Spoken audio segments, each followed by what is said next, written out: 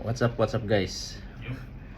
Meron lang akong konting sasabihin. Yung baga, hindi ko alam kung makaka-relate yung mga nasa Pilipinas. Mostly, siguro makarelate dito sa abroad. No? Bale, alam mo kung meron kang mga hinanakit or mga masamang loob mo dun sa mga kasama or sa amo or etc. Minsan pagising mo nakakatamad, wala ka ng gana pumasok, tapos mag-isip ka kung anong gagawin mo. Siguro kung hindi mo type yung amo mo, siguro i-prepare mo na yung CV mo, mag-apply ka na ng iba. Di ba?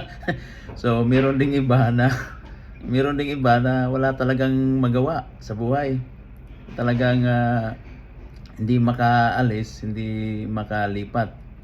At pinaka the best way dito, bago lilipat sa ibang company, bago mag-resign, mag-submit muna ng CV at matanggap at mabigyan ng offer bago mag-resign. Pero kapag hindi mo talaga type, wala na tayong magawa dyan. So gawa ka lang ng paraan para maging positive yung araw-araw mo. Habang maging positive yung araw-araw mo sa buhay, habang nagtatrabaho, submit the CV, mag-apply para makahanap. Minsan kasi napipilitan tayo sa magtatrabaho dahil nga needs natin. Kailangan natin ng pera, kailangan natin kumita. At the same time, hindi tayo makapag resign kaagad dahil isa sa dahilan, may mga utang tayo, may mga gastusin tayo na kailangan gampanan. At wala tayong mga savings, wala tayong investment. Doon tayo talo eh. Yun masaklap eh.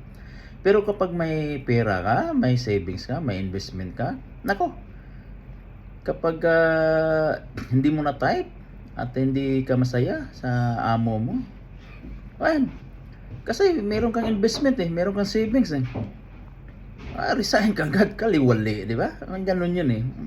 Kasi mayroon kang hindi naman nagmamalaki. Ibig sabihin, hindi mo kursunada yung kasamahan mo, hindi mo kursunada araw-araw, makikita mo yung amo mo, boss mo, supervisor mo, etc.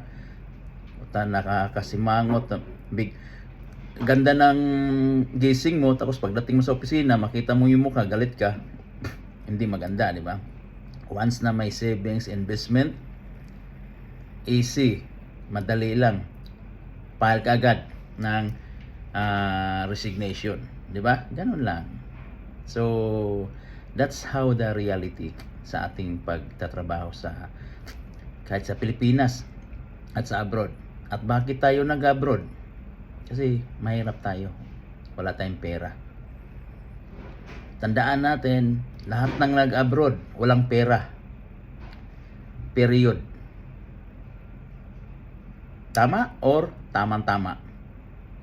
Alright guys, see you.